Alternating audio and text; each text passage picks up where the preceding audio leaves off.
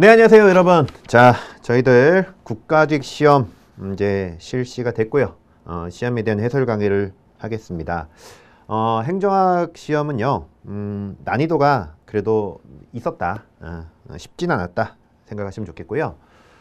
특히나 이 단답형으로 딱 보자마자 답이 나오는 이런 보기가 있는 문제들이 이렇게 아주 많지 않았기 때문에 혹시 행정학을 마지막에 푸시는 분들은 좀 시간 압박이 있었을 것 같습니다. 그래서 마지막에 이렇게 풀다 보면서 제대로 실력 발휘를 못한 경우가 꽤 있지 않았을까 이런 생각도 들고 있습니다. 차분하게 이제 시간을 들였으면 뭐 이제 문제 푸는데도 어느 정도 이제 점수가 나오겠지만 이게 급하게 푸는 데 있어서는 좀 한계가 있었어요. 이 시험 자체가. 그래서 난이도가 좀 있었다 라고 보시면 되겠고요. 점수대로 봤을 때는 제가 이게 생소한 문제가 있었어요. 그러니까 기존의 수험서에서 다루지 않던 문제들, 그렇죠? 이런 뭐 기출에서도 본 적이 없고 이런 내용 자체를 아예 수험서에는 다루지 않는 내용들, 뭐 이런 것들이 좀 나오다 보니까 아주 생소한 보기들, 문제들을 보다 보면 한 4문제 정도가 나왔거든요. 그 정도 문제들이. 그래서 뭐 그 중에 뭐 다 틀렸다기보다도 한 3개 정도는 그래도 충분히 이게 생소하기 때문에 뭐 틀렸을 수도 있기 때문에 전체적으로 한 3문제 85점 정도면 잘 보신 것 같고요. 뭐 90점 이상이면 굉장히 잘 본 겁니다. 90점 이상이면 굉장히 잘 본 것 같고 85점 정도면 이제 고득점이라 할 수 있겠고요. 80점 정도까지도 그렇게 행정학으로 인해서 시험을 못 봤다 하기는 좀 그렇게 생각하지 않으셔도 될 것 같습니다. 그래서 한 85점 정도, 85점 정도가 이제 고득점의 어떤 기준이 될 것 같고요. 80점을 맞으셨어도 이 정도는 그냥 무난하게 봤다. 그리고 90점 이상은 잘 봤다. 아주 그러니까 85점도 잘 본 건데 90점 이상이면 굉장히 고득점했다. 아주 고득점했다 라고 보셔도 될 것 같습니다. 그래서 시험 자체가 아주 뭐 쉽게 탁탁탁 보자마자 3번, 보자마자 2번 막 이렇게 나오는 문제가 아니었어요. 그러다 보니까 조금은 고민도 해야 되고 또 문장도 좀 길다 보니까 시간도 좀 걸리고 여러 가지 이게 어려움이 있었을 것 같습니다. 그러나 이제 공부를 이제 해 오셔서 충분히 차분하게 해 오신 분들은 뭐 충분히 풀 수 있는 문제들이 다수가 있었고 뭐 생소한 문제도 보면 얘가 오답 같은데 얘가 틀린 보기 같은데 라고 제가 뭐 꾸준하게 강의 시간에 말씀드렸던 어떤 오답의 패턴과 포인트별로 나왔기 때문에 그런 생소한 문제들은 뭐 그렇게 접근을 해서 적당하게 답을 고를 수 있지 않았을까라도 생각합니다. 자, 일단 해설하면서 자세한 설명을 좀 드릴게요. 자, 1번 같이 보겠습니다. 1번 보시면 자, 정책 과정에서 철회 삼각에 해당하지 않는 건 뭐 철회 삼각은 쉽죠. 여기서는 그래서 우리가 세 주체 이익 집단, 의회 상임 및 행정 관료. 그래서 의회 상임 및 행정 관료, 이익 집단. 법원은 아니죠. 그렇죠. 철회 삼각은 우리가 하위 정부라고 하고 이 세 주체 강력한 연계를 통해서 정책 의제가 설정되는 이런 모습을 설명하고 있습니다. 그래서 답은 4번, 뭐 쉽게 풀 수 있는 문제고요. 자, 2번 실적주의 공무원 제도에 대한 설명인데요. 1번 실적주의 공무원 제도는 일단 3번부터 잠깐 볼까요? 3번 실적주의는 그 앞에 뭐가 있어야 돼? 항상 정치적 중립이 있어야 되고요. 또 공정한 대 시험 제도를 보고요. 신분 보장을 내용으로 하고 있습니다. 그래서 정책 중립, 시험, 신분 보장이 실적주의와 밀접한 관련이 있는 내용들입니다. 그래서 3번에 공개 경쟁 시험, 신분 보장, 정책 중립이 핵심적인 요소가 되는 겁니다. 답은 3번이고요. 1번 미국에서는 잭슨 대통령에 의해 공식화된 건 잭슨 대통령이 공식화한 건 그건 뭐예요? 역관주의죠. 역관주의. 실적주의가 아니라. 자, 보시면 되겠고요. 자, 2번 공직의 일은 건전한 상식과 인품을 가진 일반 대중 누구나 수행할 수 있는 것이라고 전제한 게 아니라 실적주의는 이제 뭘 하겠다는 거예요? 개인의 능력과 자격과 실적을 보겠다는 겁니다. 그래서 이렇게 일반 대중 누구나 수행할 수 있는 것이다 이렇게 전제한 게 아니라 오히려 이제 능력 있는 사람들이 해야만 하는 일이다 라고 보는 거죠. 그리고 사회적 형평성을 가장 중요한 가치로 삼는 게 아니라 이제 능력을 보는 거, 능력을 본다는 건 형평성과는 좀 다르죠. 그렇죠? 형평성을 중요한 가치로 삼는 게 아니라 능력을 통한 어떤 효율, 능률 이런 걸 강조하는 겁니다. 형평성과 관련이 없다. 그래서 사회적 형평성을 가장 중요한 가치로 삼는 건 이제 어느 정도 형평성과도 관련이 있죠. 보면 여기 기회균등 보장하니까. 그렇죠? 그러나 궁극적으로 이제 중요한 가치로 삼은 건 오히려 능력을 통한 능률, 효율 이런 걸 강조하겠죠. 형평성이 가장 중요하다 할 수는 없습니다. 답은 3번이고요. 자, 문제 3번. NPM에 입각한 정부 개혁의 내용입니다. NPM도 뭐예요? 정부를 기업처럼 만들겠다는 거죠. 그래서 행정을 경영화하겠다. 기업처럼 만들겠다. 철저하게 능력 중심으로 성과 중심으로 가겠다. 이런 논리죠. 그러다 보니 이런 효율성 대신 형평성에 초점을 맞춘 딱 하면 틀리겠죠. 형평성보다는 효율성, 기업, 경영 이해되시죠? 고객지향적 정보 뒤에는 맞지만 효율성 대신 형평성이 아니라 형평성 대신 효율성이죠. 이런 것도 잘 바뀐다고 평소 말씀드렸어요. A 대신 B, A보다 B, A가 아닌 B 이런 식으로 서로 바꿀 수가 있다. 1번 보시면 되겠고요. 자, 수익자 부담 원칙. 이익을 본 사람한테는 돈을 받겠다는 거예요. 기업은 그런 거죠. 경영이라는 건 그런 거죠. 그래서 자, 기본적으로 NPM은 이렇게 수익자 부담 원칙과 성과 결과를 이제 중점을 두고 있습니다. 그렇죠? 그래서 수익자 부담 원칙, 결과 성과 중심 강조.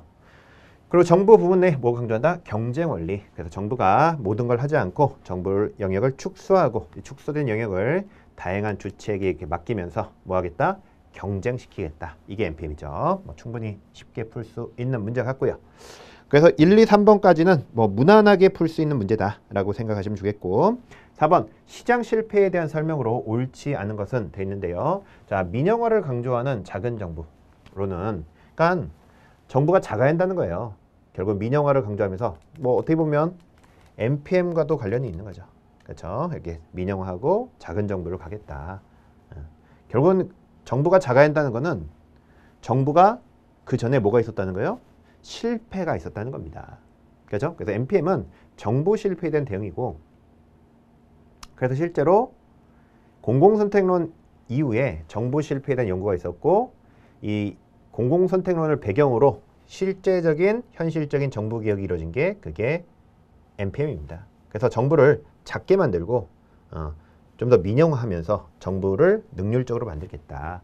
이게 NPM이죠. 그래서 NPM의 앞에는 뭐가 있었다? 이런 정부 실패가 있었다. 그래서 이렇게 민영화를 강조하는 작은 정부로는 시장 실패에 대한 대응으로 제기된 게 아니라 이렇게 작은 정부로는 결국은 정부 실패에 대한 대응이었고요. 여러분들 이것도 마찬가지 말이 안 되죠. 민영화를 강조하는 작은 정부론이라는 건 정부가 뭔가 부족하다는 거예요.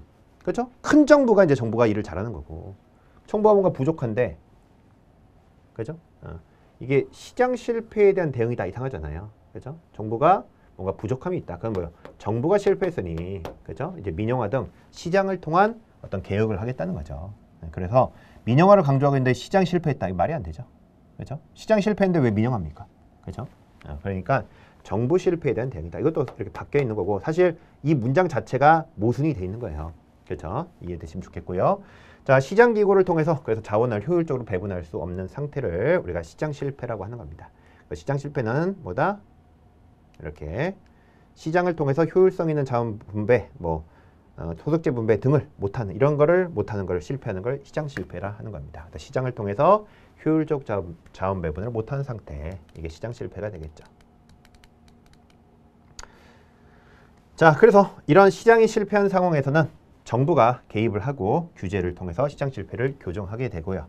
공공재 존재는 시장 실패를 야기하는 요인이 되겠죠. 그래서 우리가 시장이 실패한 상황에서 5가지 시장 실패 요인 중에 외자, 불공정, 그래서 공공재 존재는 시장 실패의 원인이고요. 이런 거를 이제 이런 시장 실패에 대한 해결을 위해서 정부가 나서서 규제하고 공급하고 개입하면서 문제를 해결한다. 이런 논리죠. 자, 문제는 어렵지 않을 것 같습니다. 4번까지는. 자, 5번 연기준 예산제도에 대한 설명인데요. 자, 연기준은 제로 베이스에서 모든 사업을 재검토하겠다는 겁니다. 그렇죠? 그래서 제로 베이스에서 감축을 위해서 모든 사업을 검토하겠다. 그러면서 기존에 있던 계속사업, 신규사업 모두 새로 분석평가해서 우선순위를 정해서 좀 더 감축에 초점을 두고 있는 예산제도입니다. 자, 그래서 1번에 기존 사업과 그죠? 새로운 사업을 구분하지 않고 사업의 목적 등에 대해서 재평가를 바탕으로 예산을 편성하는 제도입니다. 자, 우리나라는요. 정부 예산에 연기준 예산 제도를 적용한 경험이 있는데요. 1983년도에 처음으로 우리나라가 시도한 적이 있습니다. 있는데 그렇게 성공적이지 못했지만 일단은 시행한 적은 있었다. 자, 그래서 2번 같은 경우는 좀 생소하죠. 그렇죠? 이런 게 있었다라는 거를 우리 미국 제도로만 배우지만 그렇게 시도한 적은 있더라. 자, 3번.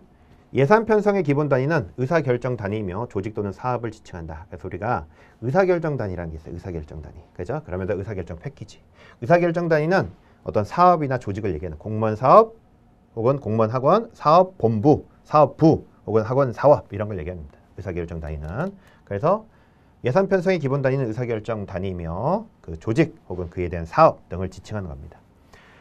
4번. 그런데 집권화된 관리 체계를 갖기 때문에 예산 편성 과정에 소수의 조직 구성원만 참여하는 게 아니라 연기주는 대표적으로 굉장히 관리자, 실무자가 참여는 기본적으로 분권화된 관리 체계예요. 그죠? 구성원의 참여가 상대적으로 높은. 그죠? 그래서 이거는 답이 명확히 4번이고요. 2번은 좀 헷갈린 부분이 있지만 여기서 여러분 좀 이해하실 게 뭐냐면 2번하고 내가 4번 헷갈렸는데요. 2번 같은 경우 연기준 예산제도를 적용했다가 아니라 적용한다. 이런 단정적인 게 아니라 적용한 경험이 있다. 이 정도는 우리가 좀 뭔가 약하게 무난하게 표현한 거예요. 약하게. 너무 단정적인 게 아니라. 그죠? 그런 경험이 있다. 이거 약간 세모. 그런데 명확히 아셔야죠. 연기준은 분권화되어 있다는 건 아셔야 돼요. 다수의 사람들이 참여하는 관리자, 실무자 참여에 분권화되어 있다. 이런 많이 푸니까 우리도. 그죠? 이 정도는 푸셔야 합니다. 답은 4번이고요. 6번. 정책 참여자에 대한 설명이고요. 자, 시민단체는 비공식적 참여자로서 정당은 공식적, 여기서 이제 비공식, 공식, 비공식 이런 게 바뀌었을 가능성이 있다고 아셔야 돼요. 그죠? 뒤에 내용은 한번 보시면 되는데 시민단체 비공식, 정당은 뭐예요? 정당은 비공식이죠. 그죠? 사법부, 입법부, 행정부 다 공식이고요. 이익집단 비공식이죠. 그죠? 그래서 우리가 공식적 참여자는 행정부, 입법부, 사법부, 자치단체 등이 있고요. 비공식은 정당, 이익집단, 뭐 시민단체, 언론기관 등이 있습니다. 정당은 비공식이죠. 그렇죠? 우리가 실제로 이게 비공식적인 어떤 통제기관으로도 여기서 뭐 정당 이런 거 다 배웠었습니다. 그렇죠? 그래서 공식, 비공식 보시면 되겠고요. 자, 그래서 정당은 공식이 아니라 보다 비공식이다. 답은 2번이고요. 여기서도 포인트가 공식, 비공식을 바꿀 것이다. 이런 포인트를 좀 알고 있으면 좋겠습니다. 뭐 6번까지도 뭐 무난하게 푸실 수 있겠다. 보시면 되겠고요. 7번. 자, 국고 채무 부담 행위에 대한 설명이고요. 이와 관련해서 제가 모의고사도 출제를 했고, 그죠? 그 모의고사 출제한 거와도 비슷하게 출제됐기 때문에 우리가 문제를 풀 수 있을 거라 생각이 들지만 문제 자체가 쉬운 문제는 아니에요. 이거는 쉬운 문제는 아니고 모의고사를 풀어보고 저랑 공부를 하면서 제가 강의 시간에 설명했던 내용들에 그래서 국가직 모의고사 때도 제가 출제했습니다. 출제했는데 뭐 비슷한 지문들이 나왔고 그죠? 그걸 이제 기억한다면 문제 풀 수 있는데 시험 자체 이 문제 자체는 쉬운 건 아니에요. 쉬운 건 아니에요. 그죠? 풀어봤기 때문에 그죠? 그리고 그런 포인트를 기억하고 있다면 풀 수 있는 문제지만 이게 딱 봤을 때는 자체는 그렇게 쉬운 문제는 아니었다. 7번.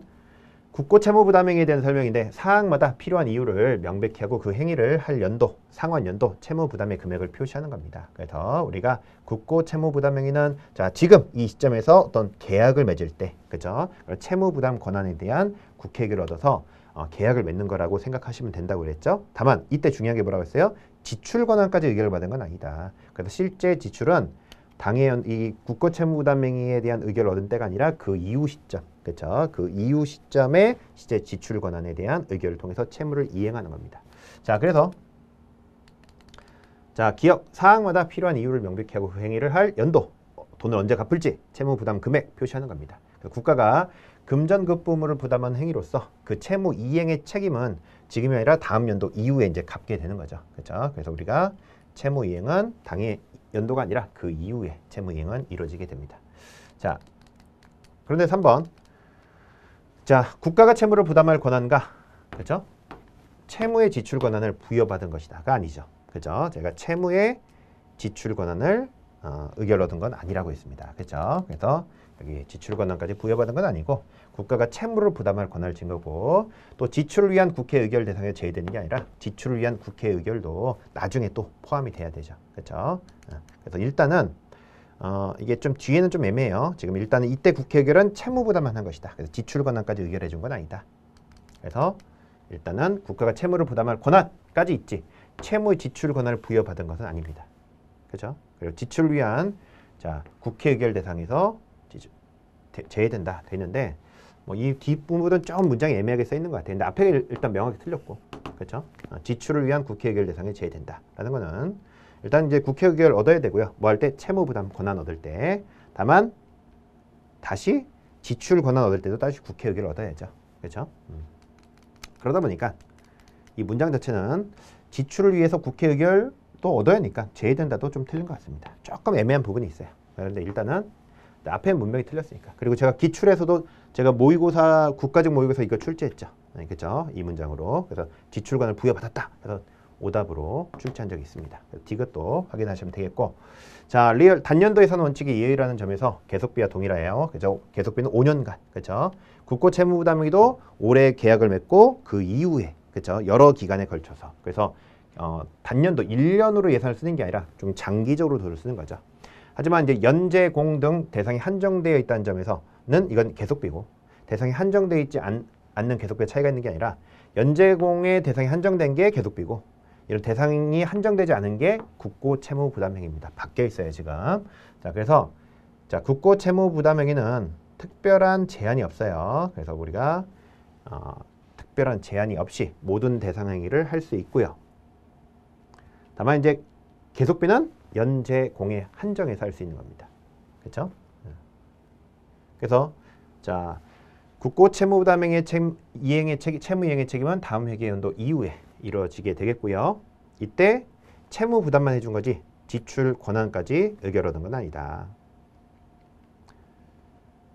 그리고 국고 채무 부담행위의 대상행위는 특별한 제한이 없지만 계속비는 연재공에 한정하고 있다까지 이해를 하시면 좋겠습니다.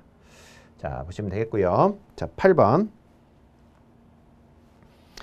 자, 정책평가의 논리 모형에 대한 얘기고, 이 논리 모형이 뭔가 뭐 이렇게 좀 여러분들이 생각하실 수 있는데요. 정책평가 논리 모형이 이런 거예요. 투입 과정 산출 결과 영향. 그러니까 몰라도 이걸 읽다 보면 이런 논리적 관계를 투입 과정 산출 결과 영향 뭐 이런 걸 도식한 것이다 라고 어느 정도 연상을 하시면 좋겠습니다. 그래서 정책평가의 이게 논리 모형이에요. 그래서 우리가 뭐 문제에서도 이런 성과평가, 정책평가, 논리 모형 이런 걸 얘기했고요. 정책평가, 논리 모형과 목표 모형. 이제 논리 모형이 뭐냐 했을 때 논리 모형이 투입 전환 산출 완료 과정을 통해서 프로그램 논리의 분석과 정리 과정이 이해관계자의 프로그램에 대한 이해를 높여주는 거죠. 이런 정책을 하다 보면 투입이 과정을 통해 산출, 결과, 영향 이런 걸 이제 보면서 프로그램에 대한 이해를 높여주는 겁니다. 그렇죠? 자, 그래서 이런 논리 모형에 대한 얘기인데요. 그래서 프로그램의 요소들과 해결하는 문제들 사이에 논리적 관계를 투입, 과정, 산출, 결과, 뭐 영향으로 도식하는 겁니다. 이때 산출이란 건 뭐냐? 집행이 종료된 이후에 바로 직접적 결과물을 의미하고요. 결과는 산출로 인해 나타나는 변화, 좀 더 장기적 변화를 의미한다. 3번. 그런데 이런 논리 모형은 결국은 어디로 가는 거예요? 투입에서 과정, 산출, 결과, 영향까지. 그죠? 그래서 단순한 과정에 대한 평가가 아니라 결과적인 영향까지 평가하는 겁니다. 그러다 보니 이 과정 평가가 아니고요. 그렇죠? 프로그램의 목표 달성 여부까지 보여주는 거죠. 그렇죠? 3번이 틀렸습니다. 자, 정책 프로그램과 관련된 그래서 투입 전환 산출 결과 영향을 통해서 다양한 이해관계자의 이해도를 높여주는 게 이 프로그램 논리 모형이다. 그래서 답은 3번이고요. 뭐 내용적으로 봤을 때 뭐 이 정도 이게 성과평가 논리 모형이라는 걸 좀 아시면 좋겠고, 그죠? 수업 시간에도 제가 이런 게 성과평가 논리 모형이다 라는 거를 좀 설명을 드렸었습니다. 그쵸? 자, 보시고요. 그래서 8번 같은 경우도 문제 자체가 어려운 건 아닌데 좀 생소할 수 있다. 이게 뭐지? 이럴 수도 있는데 일단 과정평가 아니고 오히려 영향평가, 그쵸? 결과적인 평가고 프로그램의 목표 달성 여부를 보여준다. 근데 우리가 몰라도 여기에서 이제 느끼셔야 돼. 투입 과정, 산출, 결과, 영향을 도출했다. 이런 개념이라는 걸 아셔야 합니다. 그죠? 자, 보시면 되겠고요. 9번. 로이의 정책 유형에 대한 설명입니다. 자, 1번. 정부 혹은 정치체제의 정통성과 정당성을 확보하고 국민의 단결력, 자부심을 높여서 정부의 정책 활동을 원활하게 하기 위한 정책이다. 그래서 정부가 정치체제에 대한 정당성, 신뢰성, 국민의 통합성을 산출시키고 이런 이미지 상징, 이게 상징 정책이죠. 그렇죠? 그래서 정치체제에 대한 총통성, 정당성을 확보하고 단결력, 자부심, 뭐요? 상징 정책 얘기입니다. 답은 1번이고요. 자, 기초생활보장 대상자에 대한 생활보조금 지급 등과 같이 소득 이전과 관련된 정책은 재분배죠. 재분배고 도로건설, 하천, 항만사업 뭔가 건설하는 거. 그래서 국민에게 서비스나 혜택을 나눠주는 정책은 분배 정책이죠.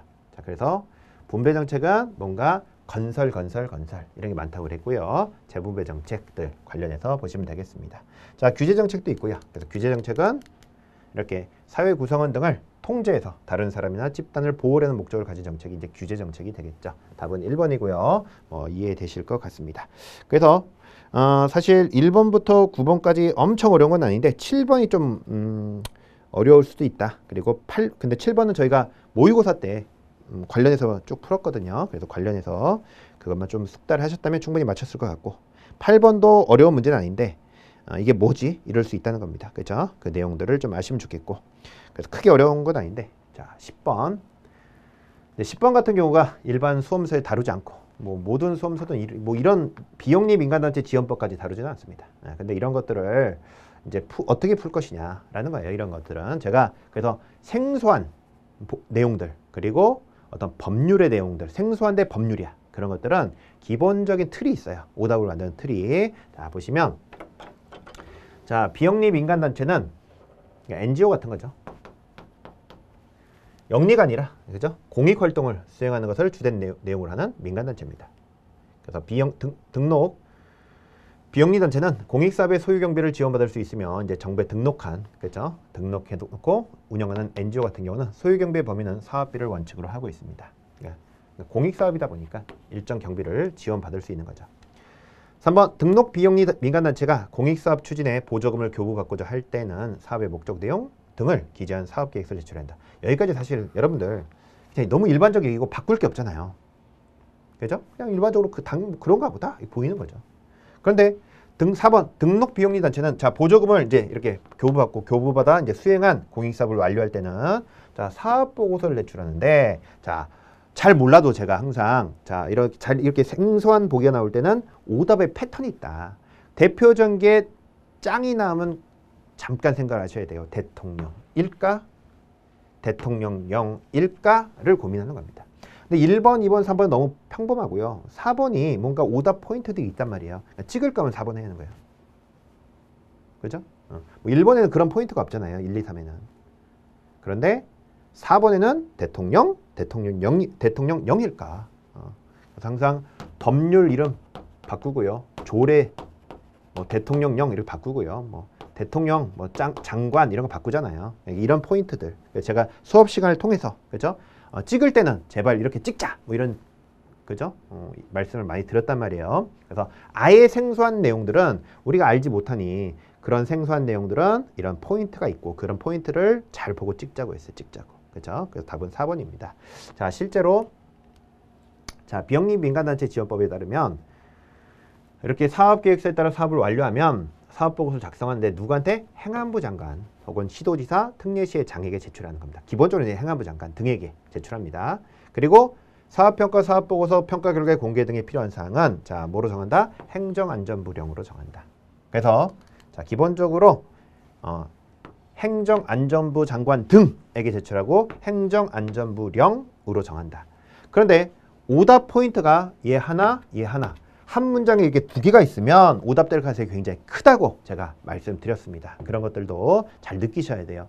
자, 이번 기출을 통해서 과연 처음 보는 보기는 처음 보는 생소한 문제는 어떻게 풀 것이냐. 그런 찍기에 대한 감각, 오답에 대한 패턴 이런 걸 익숙하게 여러분 만들어 놓으셔야 돼요. 그렇죠? 그래서 제가 그런 것들도 충분히 강의해 드렸고 그렇죠? 그런 내용들도 따로 이렇게 올라가 있으니까 여러분들 확인하시고 검토하시면 좋겠습니다. 답은 4번. 그래서 제가 평소에도 이런 거 이렇게는 오답이 될 것이다. 이런 것들을 충분히 말씀드렸고 그런 포인트에 맞게끔 오답을 만들었다는 거예요. 이렇게 생소한 보기들은, 생소한 문제들은. 그렇죠?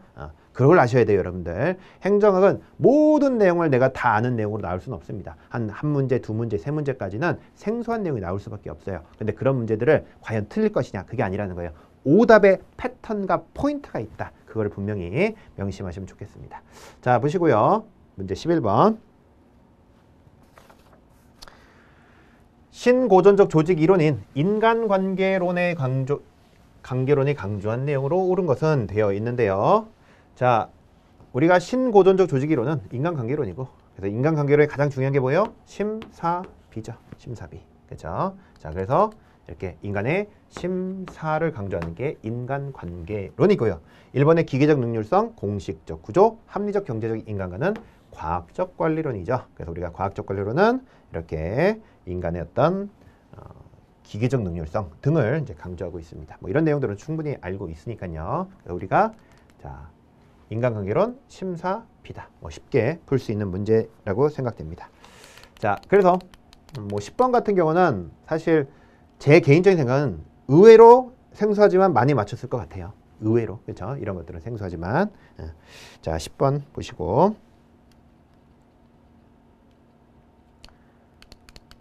사실은 이런 걸 맞추냐 못 맞추냐 싸움 아니겠습니까? 그렇죠? 생소한 건 난 못 풀어. 안 배웠으니까 이런 거하고 생소하지만 답이 4번 같아. 이렇게 푸는 거하고. 그렇죠? 그래서 이런 데에서 이제 좀 차이가 납니다. 자, 보시면 되겠고요. 문제 12번. 자, 갈등의 유형에 대한 얘기고 제가 토마스의 갈등 해소 전략도 굉장히 모의고사에서 거의 국가직 모의고사 3번이나 출제할 정도로 그렇죠? 제가 출제했습니다. 나올 것 같았거든요. 이런 것들도. 그래서 제가 국가직 모의고사 때도 토마스의 갈등 해소 전략 뭐 총 8회 중에서 3번 출제했거든요. 그렇죠? 그만큼 나올 가능성이 좀 있었다. 왜냐면 이제 조직론 쪽에서 갈등 쪽이 좀 안 나왔거든요. 그래서 그런 쪽에 대한 얘기들. 자, 경쟁 회피, 타협, 협동, 수능이고 이때 갈등 당사자들이 서로 양보하는 건 타협이고 서로 윈윈 하는 건 협동이죠. 그렇죠? 경쟁, 타협 이런 내용들. 자, 그래서 1번에 자, 회피는 갈등의 존재함을 알면서도 표면상으로는 그걸 무시하거나 인정하지 않아서 갈등 상황에 소극적으로 대응하는 이런 게 이제 회피입니다. 회피고 수용은 자신의 이익을 양보하고 나는 양보하고 상대방의 이익을 배려해 협조하는 거. 이게 수용인데 수용은 이제 수능이다. 수용한다. 수능한다. 이 말입니다. 영어로 번역하다 보니까 한국말이 좀 다른 거예요. 자, 뭐 다른 건데 이제 갈등 당사자 간 서로 존중하고 자신과 상대방 모두 이익을 극대해서 윈윈하는 건 타협이 아니라 뭐예요? 협동이고 제가 이거 원래 잘 바뀐다고 말씀드렸죠. 그죠? 답은 3번이고 경쟁은 갈등 당사자가 자기 이익은 극대하고 상대방 이익은 최소화하는 나만 이익을 충족하는 게 경쟁이죠. 뭐 충분히 수업 시간을 통해서 그리고 모의고사 시간에도 충분히 말씀드렸던 내용입니다. 자, 보시면 되겠고요. 13번.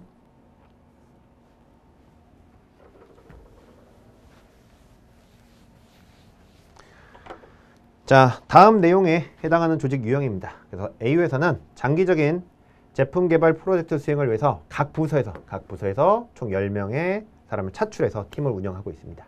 이 팀에 소속된 팀원들은 원부서, 원래 부서에 주어진 고유한 기능을 수행하면서 또한 제품 개발을 위한 별도의 직무가 부여됩니다. 따라서 프로젝트 수행 기간 중 팀원들은 프로젝트 팀, 이게 이제 사업구조. 그죠?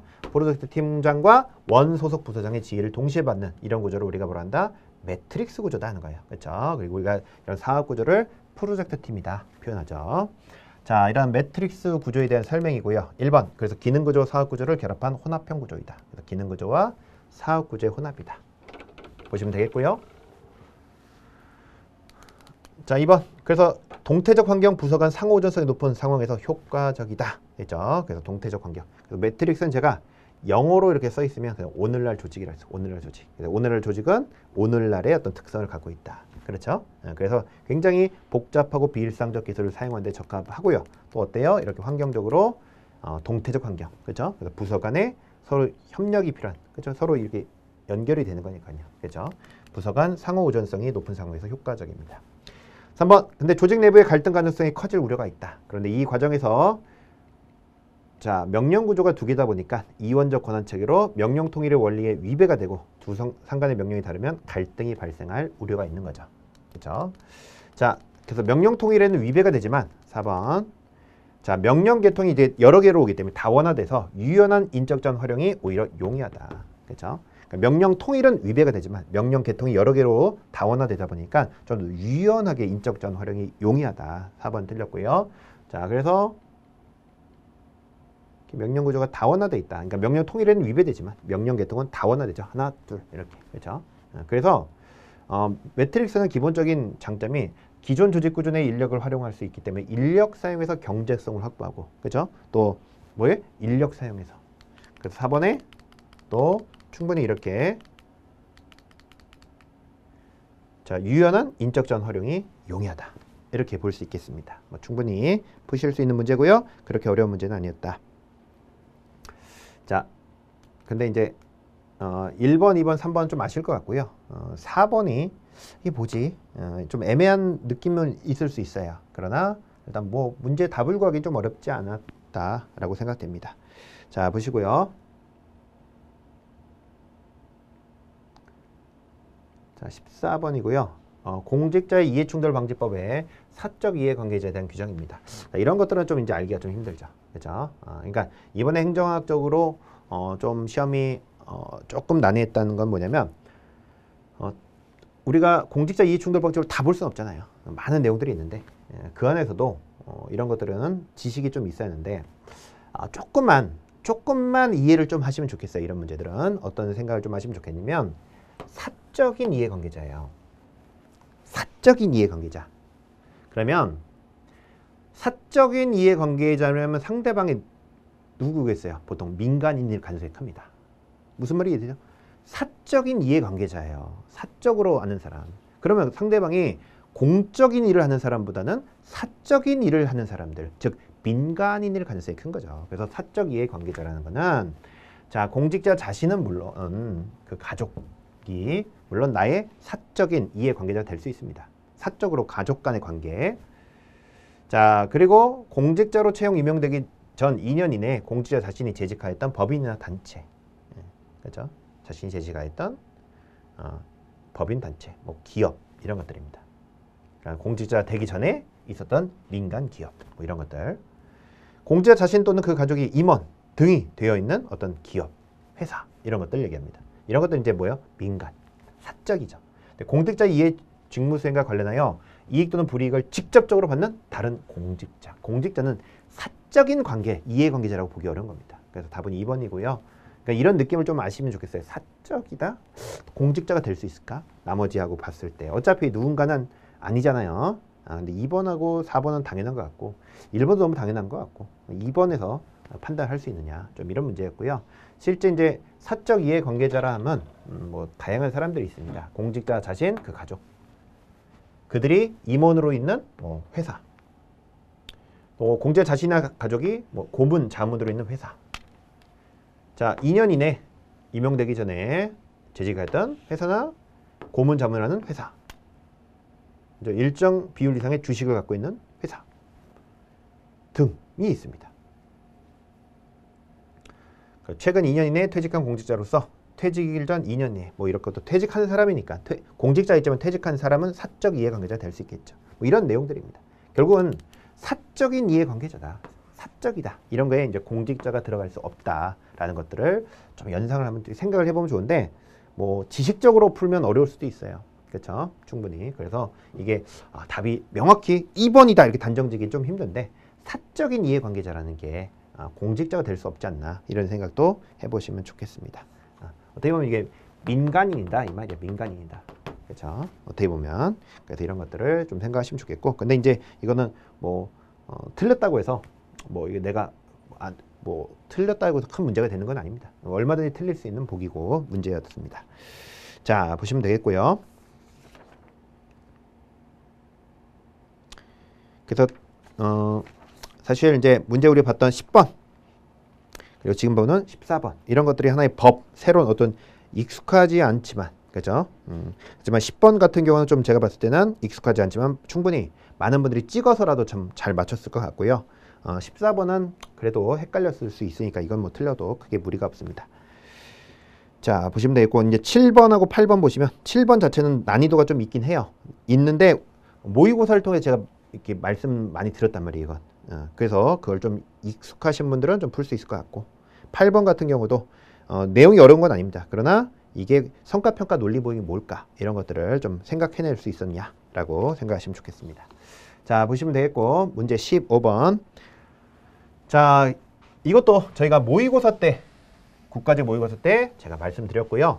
교육 참가자들을 소그룹 규모의 팀으로 구성해서 개인 그룹 또는 조직의 중요한 의미가 있는 자, 이게 중요하다고 해서 실제 현안 문제. 그렇죠? 제가 이거 강의 그 모의고사 국가직 모의고사 때도 자, 실제적인 현안 문제를 해결하면서 동시에 문제 해결 과정에 대한 성찰 통해 학습하도록 한다.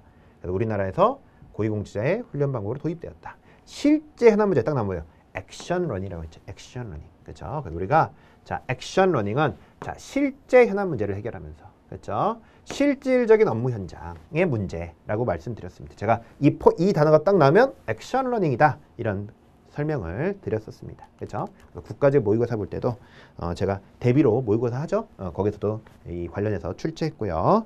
자, 보시면 되겠고.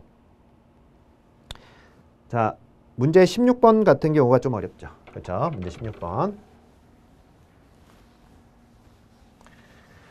같은 경우 어려운데요. 일단은 우리나라 소총심사위원회가 있고요. 보통 소총심사위원회는 어디에 두는 거예요? 인역처, 인사혁신처에 두고 자치단체는 시도별로, 광역별로 둡니다. 보통은 이제 국회법원 등이 있고요. 그렇죠? 그래서 일반적으로 이제 소방청 같은 경우는 일반 행정기관들은 어디? 인역처. 그리고 지방은 어디? 경기도 소총심사위원회 둡니다. 그리고 이제 우리가 이건 일반적이지 않기 때문에 뭐 다루지 않지만 일반 수험서는 이제 국립대학교 같은 경우는 이제 교육부의 교원 소총심사, 교원에 대해서는 따로 이렇게 교원 소총심사위원회가 따로 있습니다. 있는데 이번에 이제 지방검찰청 소속의 검사인데요. 자, 검사는 제 책으로 따지면 검정책에 있어요. 검정책에 있는데 자, 모든 국가지방공무원은 소총심사를 통해 공무원 징계 처분에 대한 이의제기권을 보장받는다 되는데 모든이 아니고 특수경력직하고 검사가 소총심사 대상에 포함되지 않습니다. 이렇게 특수경력직과 검사가 소총심사 대상에 포함되지 않는다. 그래서 실제로 자, 지방검찰청의 검사는요. 소총심사위원회를 소총 제기를 못합니다. 그래서 관련해서 소총심사 기관에 연결이 안 돼 있어요. 이게 그래서 2번입니다. 근데 이건 좀 어렵죠. 그렇죠?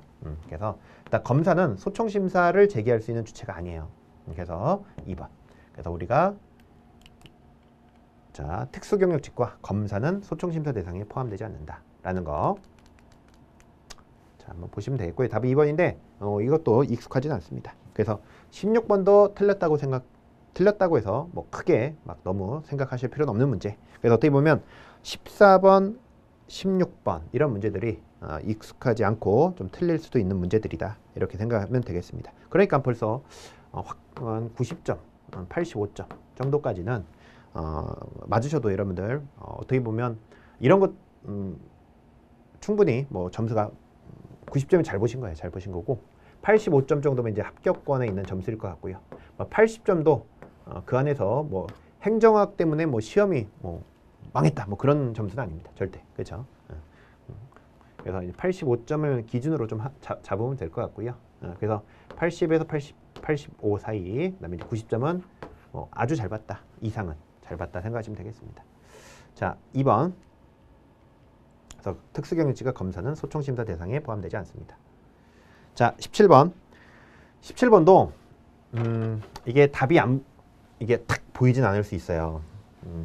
뭐지? 하는데 절대 이제 놓치면 안 되는 것들을 이제 보셔야 돼요. 이것도 오답 포인트. 이것도 좀 어려운 문제입니다. 17번도 좀 어려운 문제고.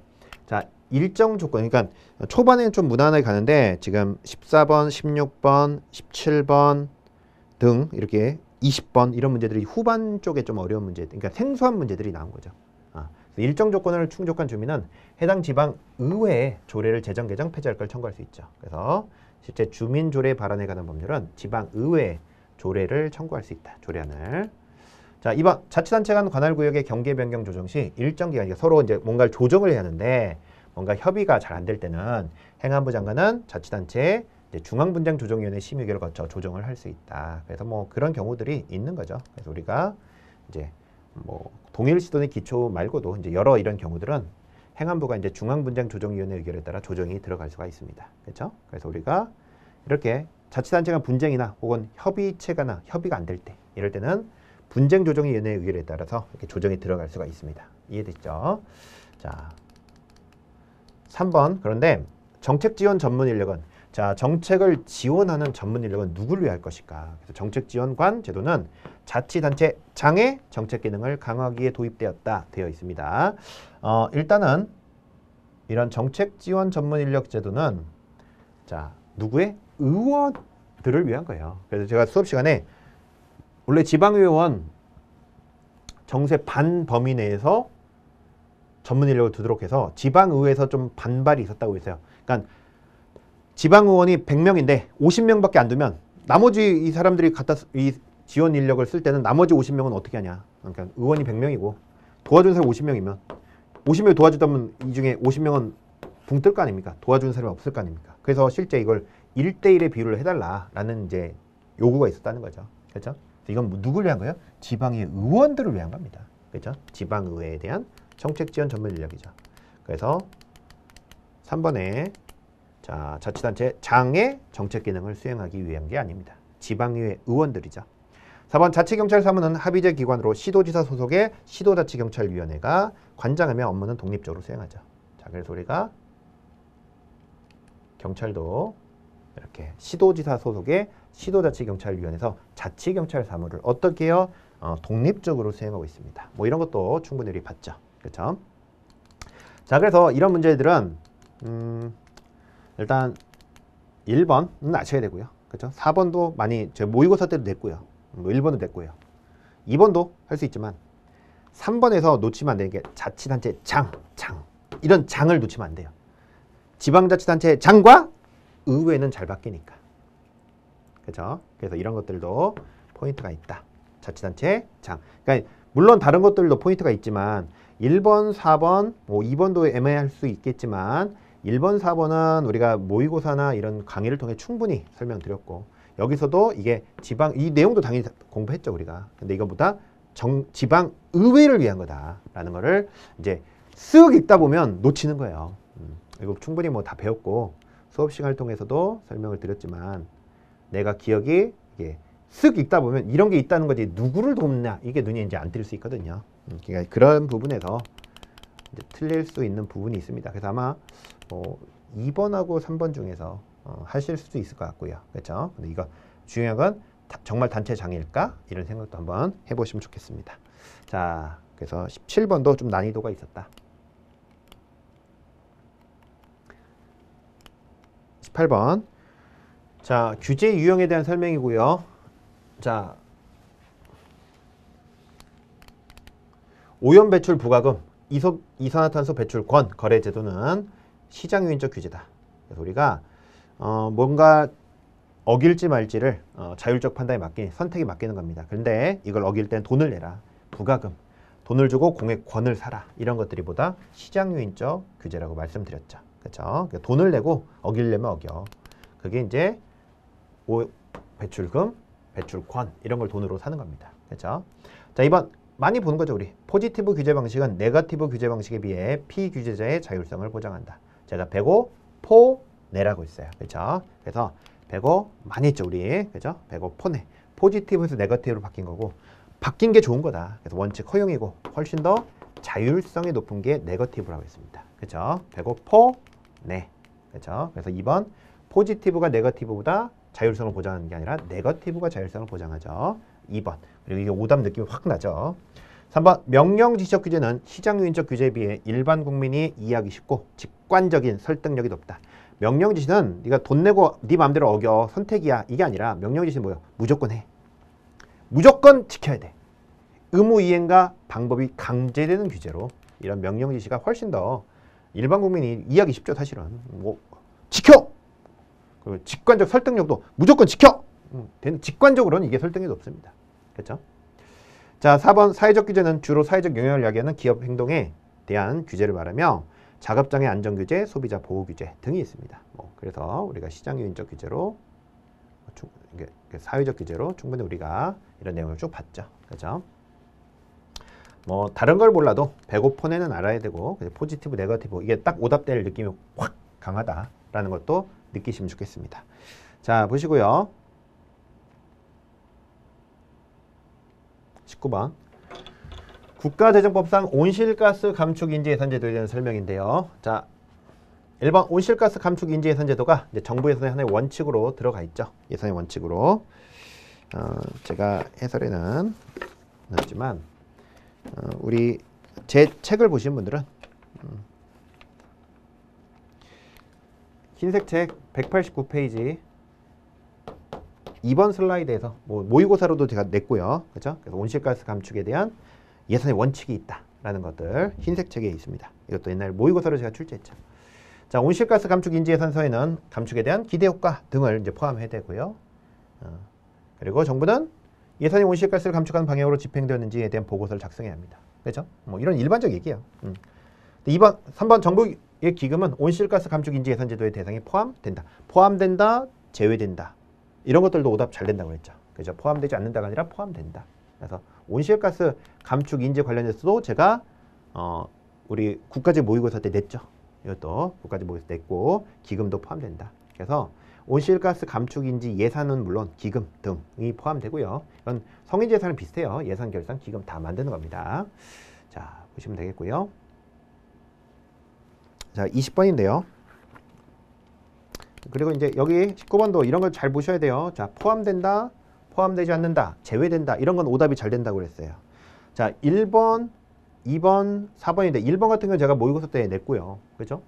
2번도 뭐 이런 거 봤고요. 다 제가 냈던 보기입니다. 냈죠. 근데 3번은 1, 2, 3은 그냥 일반적 얘기고 3번은 포함된다, 포함되지 않는다. 이게 오답 포인트란 말이에요. 그죠? 기금. 성인지 기금 포함되는데 온실가스 감축인지 기금 포함되겠지. 그죠? 포함된다, 포함되지 않는다. 이 오답 포인트 찍을 때 되죠. 물론 뭐 이거 포함해야 한다 이런 것도 있는데, 근데 포함되지 않는다, 제외된다잖아요. 제외된다. 그죠? 이거는 뭐 우리가 이미 여기서 다 있던 거고요. 그죠? 자, 마지막 4차 산업혁명 시대의 주요 정보 기술로 우리가 블록체인 이런 건 이제 생소하죠. 근데 이제 과연 이 내용이 어차피 인공지능 아닐 것 같고 빅데이터도 배웠죠. 아니고 사물 인터넷, 옷 같은데 이제 인터넷 깔리는 거죠. 블록체인이라는 거, 이거 이제 사실 익숙하진 않죠. 그래서 한 번 정도 이게 좀 생소한 보기긴 한데 전자정보가 이제 최신 기술들이 막 발전하고 있기 때문에 이 블록체인이라는 게 최신 기술이에요. 그리고 이런 기술들이 이용되는 게 비트코인입니다.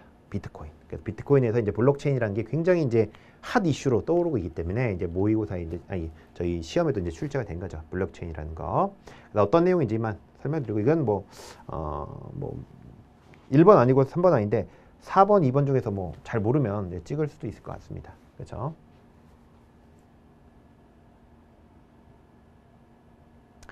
자, 그래서 좀 이런 것도 틀릴 수 있다. 그래서 아까 보면 뭐 20번이나 그렇죠?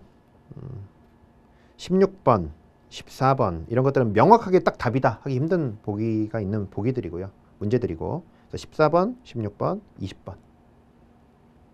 그리고 이제 17번도 좀 난이도가 있고. 그리고 약간 7번도 국고채무부담에도 좀 난이도는 있는 보기고요. 8번 같은 경우도 좀 있습니다. 10번은 생소한데 사실 답을 구하기는 좀 쉽지 않았나 생각이 듭니다. 여하튼 이런 보기들을 통해서 문제를 보면 90점 정도면 정말 잘 보신 것 같고요. 85점 정도까지는 그래도 합격권에 좀 있을 것 같고요.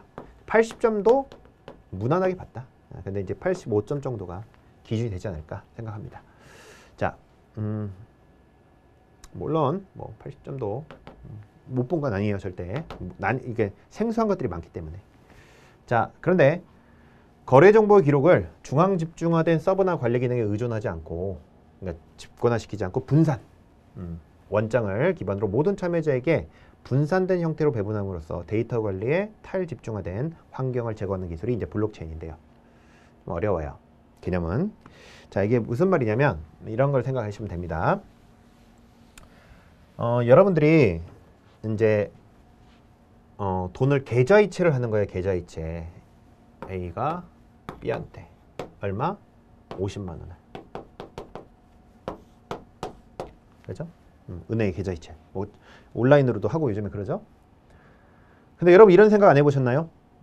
은행에다가 내가 사실 보낼 때 뭐 비번 누르고 뭐 하여튼 여러 가지 보안 카드 누르고 해가지고 이게 검증이 되면 이제 50만 원이 넘어가잖아요. 계좌이체에서. 근데 불안하지 않아요? 넘어갈 때 은행이 착각을 했으면 어떡하지? 그죠? 은행이 이 기록이 은행에서 사라지면 어떡하지? 그죠? 그리고 내 통장에 지금 예를 들면 500만 원 있는 거예요. 500만 원 있는 은행에 기록이 되는 거예요. 근데 은행의 어떤 직원이 잘못해가지고 삭제 버튼을 눌러서 이게 없어진 거예요. 그럼 어떡하죠? 우린 믿죠? 은행에 돈이 놓았으니까 당연히 그 은행에 기록이 남았을 거고 당연히 500만 원 있겠지. 그러나 내 통장에 있는 돈이 그게 사실 현금이 있는 게 아니라 글씨로 써 있고, 그죠? 이게 과연 사라지면 어떡하지? 불안하지 않으세요? 내가 보낸 50만 원을, 그죠? 진짜 50만 원 안 가고 100만 원 가면 어떡하지? 이걸 어떻게 하죠? 믿어요? 우리 이제까지 믿고 한 거죠. 그런데 이게 불안하다는 겁니다. 정보를 은행 혼자 갖고 있다 보니까 불안한 거예요. 무슨 말이 이해되시나요? 어떤 정보를 은행 혼자 갖고 있다. 근데 그 은행에서 오류가 생기거나 해킹이 있거나 정보가 싹 사라진다면 내 돈 어떡하지? 은행이 해킹 당한 거예요. 그래서 전체 모든 정보가 다 사라진 겁니다. 내 돈 여기 50억 맡겨놨는데 없어진 거예요. 확인할 방법이 없는 겁니다. 이게 불안하다는 거죠. 그래서 굉장히 보안을 통해서 은행이 보안을 하지만 굉장히 해킹에 굉장히 취약한 구조를 갖고 있습니다. 그죠? 이게 한번 뚫리는 순간 내 돈 다 날아갈 수 있는 거죠. 그래서 이런 걸 이제 중앙 집권화된 체제라. 중앙 집권화돼 있다. 그죠? 하나가 모든 걸 다 갖고 있는 겁니다. 이런 거에 대한 어떤 불안함, 해킹의 취약함, 이런 것들에 대한 대안으로 이제 고민하면서 나온 게 비트코인이에요. 그리고 그 기반이 됐던 기술들이 블록체인입니다. 그래서 블록체인이라는 건 뭐냐면 어떤 거래 내 통장에 뭐 100만 원 있다 이런 장부에 이제 은행 장부에 기록이 될 거 아닙니까? 그죠? 근데 이 장부를 혼자 갖고 있는 게 아니라 많은 사람에게 동일한 장부를 나눠주는 거예요. 은행이 갖고 있는 게 아니라 똑같은 장부를. 이 장부, 이렇게 들어온 장부를 우리가 블록이라는 겁니다. 이 블록 안에 정보들이 들어오는 거고 거기에 세이브, 이런 똑같은 정보들이 쭉 저장이 되는 거예요. 똑같은 장부, 그러니까 원래 은행 혼자 갖고 있었는데 이 장부를 어떻게 한다? 이제 우리가 거래와 관련된 우리가 예를 들면 이제 알고리즘도 이거와 연결되면 알고리즘이 연결되면서 관련 사람한테 이게 정보를 주는 거잖아요. 그런 것처럼 어떤 거래와 이 거래와 하여튼 관련이 있거나 뭔가 하여튼 이런 어떤 관련 있는 사람들이 모여 체인으로 쭉 이렇게 연결시키는 겁니다. 뭔가 알고리즘에서 뭔가 연결된 사람한테 쭉 정보가 이제 서로 연결되면서 이렇게 늘어나는 것처럼 어떤 거래가 있는데 그 거래와 관련된 하여튼 이런 내용을 갖고 있는 연관된 사람을 다 연결시켜 버리는 거예요. 그리고 그들에게 은행이 갖고 있던 장부를 다 이렇게 이 블록 안으로 저장시켜줘서 보내는 겁니다. 뭐 개인이 사실 본다는 개념보다는 이렇게 저장을 시켜서 사실 개인이 확인은 못하지만 이런 것들을 다 나눠줘 버리는 거예요. 정보 세이브 시켜서 은행이 갖고 있던 장부를 다 넘겨주는 겁니다. 개인한테 다 보내주는 거예요.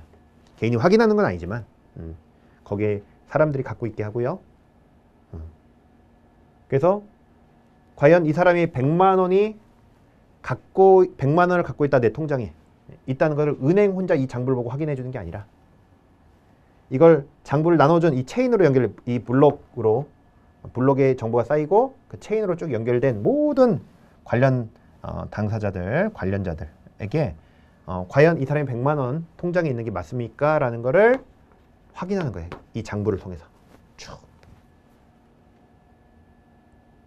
그러면 그래서 그 중에 51%가 맞다 이상이 50% 이상 반 이상이 그죠? 맞다라고 하면 이제 진짜 100만 있다는 걸 확인해 주는 거죠. 그러면 한 명, 두 명 정도는 뭔가 문제가 생겨도 나머지 이 사람들이 정확한 정보를 갖고 있기 때문에 해킹을 할 수가 없는 거예요. 다 해킹할 수는 없으니까. 근데 이게 지금 제가 7명에 놨지만 사실은 1000만 명한테 나눠주는 겁니다. 1억 명에게 나눠주는 거예요. 그럼 이 장부를. 그 중에 51%가 과연 이 A가 100만 원 갖고 있는 게 맞는지를 1천만 명, 1억 명을 확인해보고 그 중에 51%가 맞는지를 확인하는 겁니다. 이상이. 그러니까 이건 굉장히 해킹하기 힘든 거죠. 왜? 한 명 한 명이지만 여러분 1000만 명 중에 51%를 다 해킹한다는 건 거의 불가능하죠.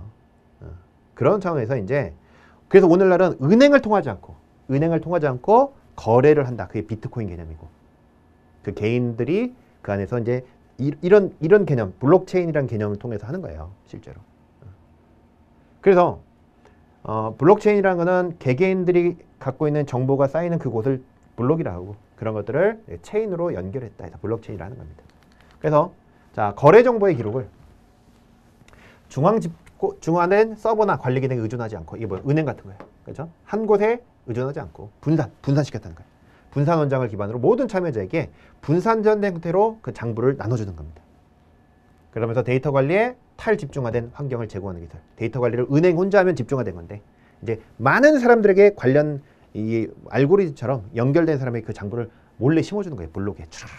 그리고 나중에 그걸 확인할 때 이렇게 쭉 검토를 통해서 51%가 입증을 해주는 겁니다. 그 이상이 되면 확인해 주는 거예요. 근데 예를 들어 1억 명의 51%면 어마어마한 사람이잖아요. 이 사람들 다 해킹해서 51%를 자기가 원하는 대로 바꿀 수는 없는 겁니다. 그러니까 해킹을 막고 굉장히 안정된 거래 시스템을 만들기 위해서 하는 게 보다 블록체인이다. 그러기 위해서 은행 혼자 정보를 갖고 있는 게 아니라 다 분배해버린다. 분배해버리고 1억 명한테 묻는 거예요. 그렇죠? A가 100만 원이 통장에 있는 게 맞습니까? 이들도 다 정보를 갖고 있는 거죠. 혼자 은행에 갖고 있는 정보를 다 갖고 있는 거예요. 물어봤더니 1억 명 중에 51%가 이상이 A가 100만 원 갖고 있는 게 맞다. 이렇게 입증해 주는 겁니다. 그러면 어떻게 되는 거예요? 진짜 100만 원 있다라는 걸 확인해 주는 거죠. 그러면 해킹을 할 수가 없는 겁니다. 자, 이런 장치로 만든 게 보다 블록체인이고, 이런 걸 배경으로 이제 비트코인이라는 게 나온 겁니다. 자, 여기까지 보도록 하겠고요. 내용 자체는 좀 어렵죠. 자, 이런 내용들 살펴보겠습니다. 자, 내용이 그러니까 익숙한 내용도 많았지만, 그렇죠? 하지만 무언가 생소한 내용들, 이런 내용들의 문제가 좀 있었다. 그렇죠? 그래서 일단은 한 85점 정도가 이제 합격권 점수 때 80점도 이제 못 본 건 절대 아니다. 그런데 이제 90점 이상 나왔다 그럼 굉장히 잘 본 거다. 고득점이다. 아주 잘 본 거다 생각하시면 좋겠습니다. 자, 여기까지 보시면 되겠고요. 다음 또 우리 이제 국가직 준비하시느라 고생 많으셨고요. 시험 잘 보신 분도 있고요. 내 기대에 못 미치는 분들도 분명히 있을 겁니다. 그러나 아직 우리는 지방직이라는 시험이 있고요. 그때까지 충분한 기간이 있습니다. 그래서 지금부터 열심히 좀 달려가셔서 또 지방직, 국가직 뭐 좋은 점수 맞으신 분도 국가직, 지방직 붙으시고, 또 이번에 혹시 내가 노력 대비 기대만큼 안 났다 하신 분들도 지방직 때까지 또 열심히 달려가셔서 꼭 합격의 결과를 이루시기를 응원하고 기도하겠습니다. 여러분들 고생 많으셨고요. 오늘은 푹 쉬세요. 푹 쉬시면서 이제 좀 재충전의 타이밍을 가지시면 좋겠습니다. 고생 너무 많으셨고요. 여러분들 끝까지 응원하도록 하겠습니다. 네, 감사합니다.